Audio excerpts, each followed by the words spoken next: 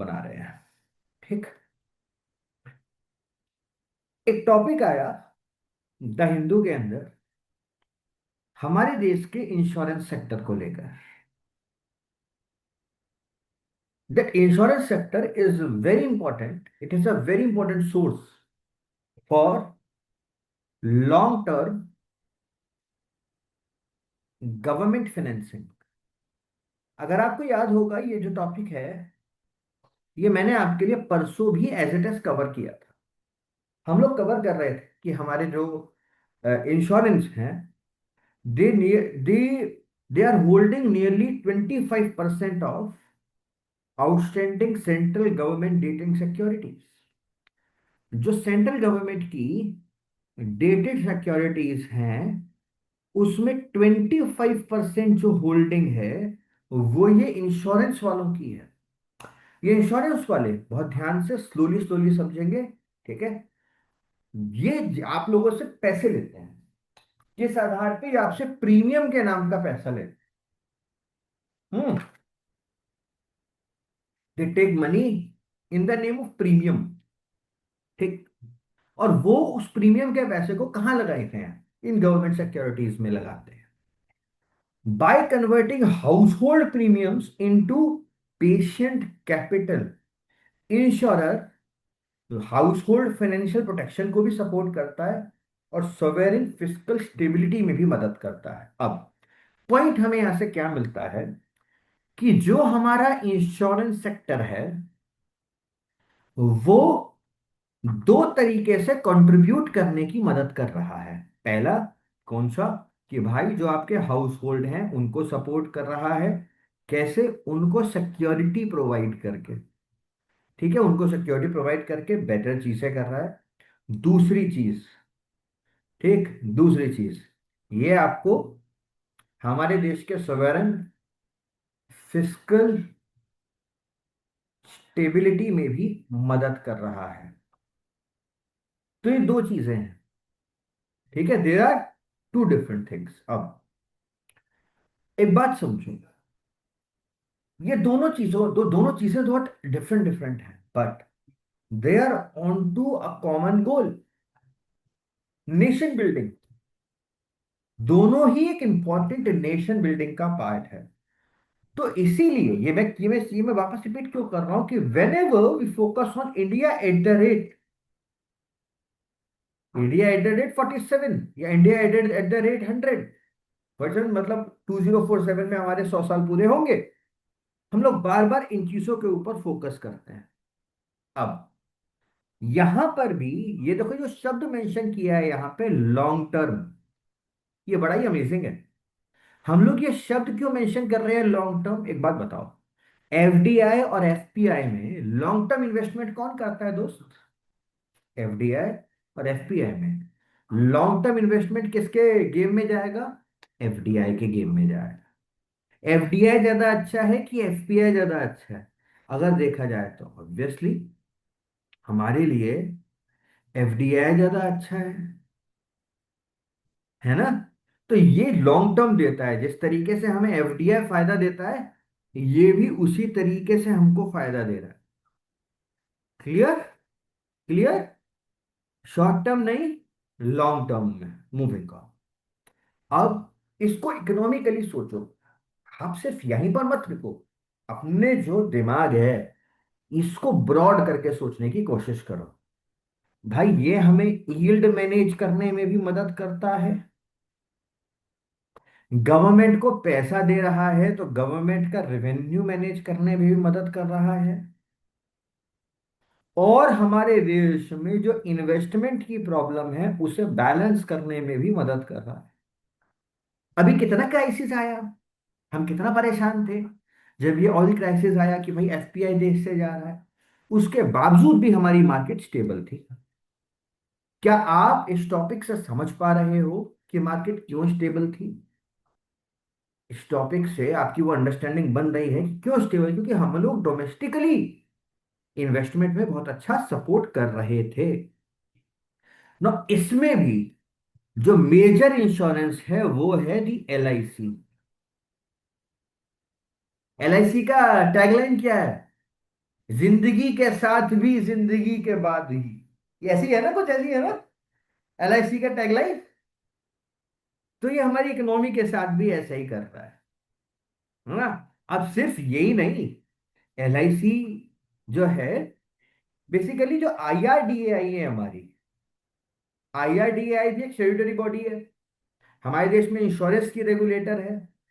इसने डीएसआई घोषित किया हुआ है एलआईसी को। क्या घोषित किया हुआ है? Domestically systematic, domestically systematically important insurer. लिख लो, लिखो इसको। क्या घोषित किया हुआ है? Domestic systemically important insurer. ठीक। अब आईआरडीआई का भी अपना क्राइटेरिया है। अब एक बड़ा सवाल जो प्रीलिम्स में आता है, भाई और भी तो ये डोमेस्टिकली सिस्टमैटिक इंपॉर्टेंट इंश्योरेंस होंगे या सिर्फ एलआईसी ही है? एक तो एलआईसी हो गया, इसके अलावा दो और हैं, इनके नाम बता दो और चॉकलेट ले जाओ। इनके नाम बता दो और चॉकलेट ले जाओ। गैस कर लो, गैस करो, गैस। दो इंश्योरेंस कंपनियां जो है ना, ये उन्हीं बैंकों की है जो ऑलरेडी ऑलरेडी डीसिप्स का भी पार्ट है। Basically we have domestically systematic important bank. कौन कौन से हैं? एसबीआई है, आईसीआईसीआई है और एचडीएफसी है।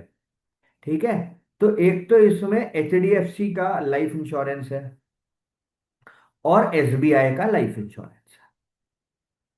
ये तीनों ही डोमेस्टिकली सिस्टमैटिक इंपॉर्टेंट इंश्योरर है। आया समझ? आया? अब देखो, सिर्फ इतना ही पढ़ने से अगर काम हो जाता तो काम नहीं होता। आपको फुल्ली ओपनली अपना दिमाग खोल के चीजों को पढ़ना पड़ता है, चीजों को समझना पड़ता है। ठीक। क्लियर? अब मैं आपको एक और चीज बता देता हूं। जब ये आर्टिकल आया ना हिंदू में, हिंदू के इस आर्टिकल ने बोला कि इंडिया बिल्कुल ना ग्लोबल पैरेलल चल रहा है। क्या चल रहा है? ग्लोबल पैरेलल चल रहा है। ग्लोबल पैरेलल का मतलब है जैसे बाकी देशों की ग्रोथ थी, ठीक, वैसी ही अपनी ग्रोथ है। जैसी बाकी देशों की ग्रोथ थी वैसी ही सेम अपनी ग्रोथ है, कुछ कुछ अलग नहीं है। ठीक है। जैसे इन्होंने बोला कि भाई कमर्शियल बाकी देशों में जिस तरीके से चल रहे थे, जैसे इन्होंने एग्जांपल दिया दोस्तों जापान का, इन्होंने एग्जांपल दिया यूके का, इन्होंने एग्जांपल दिया साउथ कोरिया का। इन्होंने बोला हम भी ऐसे ही चल रहे हैं, बढ़िया चल रहे हैं। अब प्लस एक चीज और यहां पर इंपॉर्टेंट चीज लिख के जाओ। जो हमारा ये इंश्योरेंस सेक्टर आता है, ये आता है यूनियन लिस्ट के अंदर। ठीक। It's a part of union list. ठीक है। एक और फैक्ट, भाई हमारे देश का जो पहला था वो था ओरिएंटल लाइफ इंश्योरेंस, जो 1818 में आया था। ठीक है, 1818 के अंदर आया था। क्लियर? हाँ भी, लिख लो। जिन्होंने नहीं लिखा हो प्लीज राइट इट डाउन। मैंने जो भी इतना लिख के दिया है, 2 मिनट और दे रहा हूं, प्लीज लिख लो।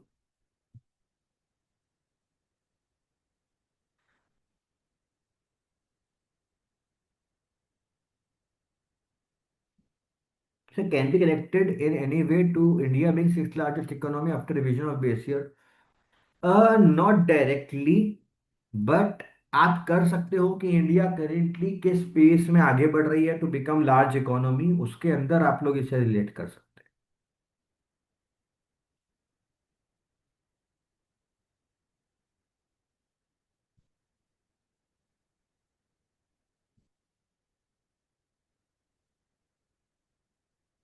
तो इसमें स्क्रीनशॉट नहीं ले पा रहे हैं, स्क्रीनशॉट अलाउड नहीं है, आपको अपने नोट्स बनाने पड़ेंगे। You need to make your own notes, and please make your own notes.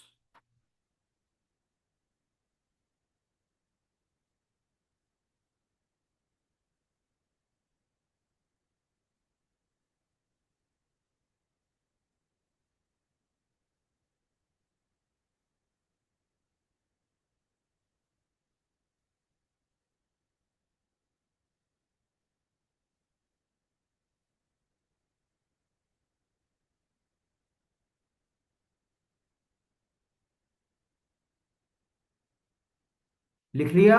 Can I move on another topic?